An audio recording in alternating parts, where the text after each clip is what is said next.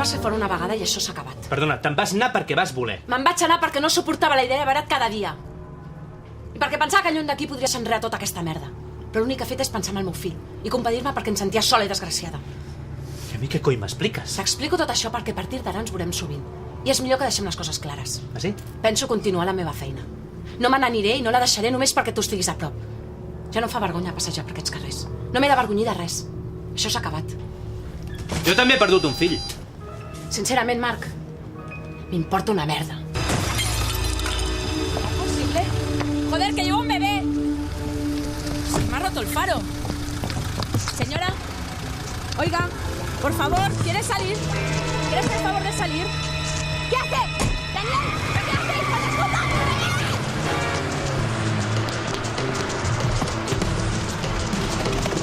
¡Joder!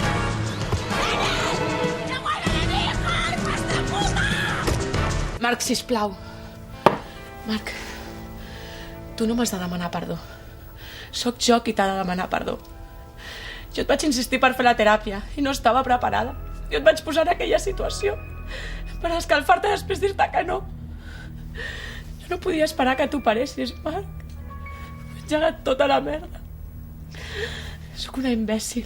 És culpa meva, és culpa meva. Tu no Perdona, podies saber. Marc. Aniré a teràpia, t'ho prometo.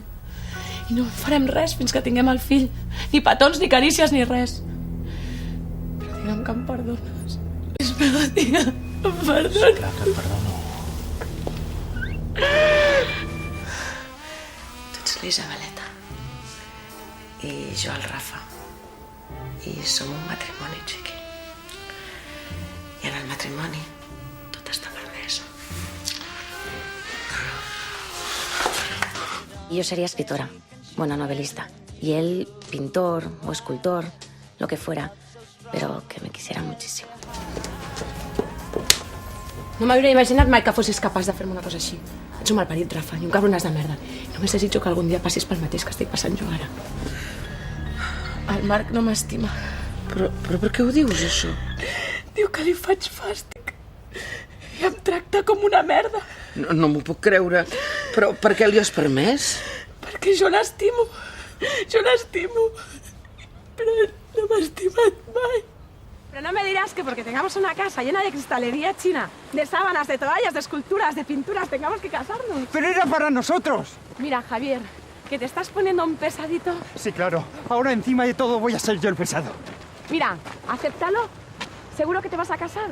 Serás un padre maravilloso, un esposo ejemplar. Pero es que yo no estoy preparada para eso. Soy muy joven. Somos muy jóvenes. Disfruta de la vida. Es lo que voy a hacer. Nada, otro amigo con el que me ha acostado. Ahora, eso sí, al menos este pensaba que era un arcoíris. Que ya salgo. Respira, Noelia. Mira'm. Respira així. Molt bé. Tranquil·la. Estàs millor? Sí. L'hauries de denunciar. No li faràs res. Paquita, que no vull més històries ni més embolics. No vull pensar més en el Marc. No sé què és més especial. Si els teus llavis o aquest raconet que tens sota el coll. Just aquí. Quina pell més calenta. Vull que sàpigues que no et perdono res del que m'has fet. Ni ara ni mai. Ho sento, Marc, però hauràs de viure amb la teva culpa. És el teu problema. Però hi ha una cosa que tenim en comú i que ens unirà per sempre. Els dos hem perdut el mateix fill.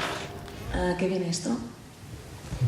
Viene, querida, a que tienes una suerte cojonuda. Viene a que después de mirarte media hora, sé que eres la persona que estoy buscando.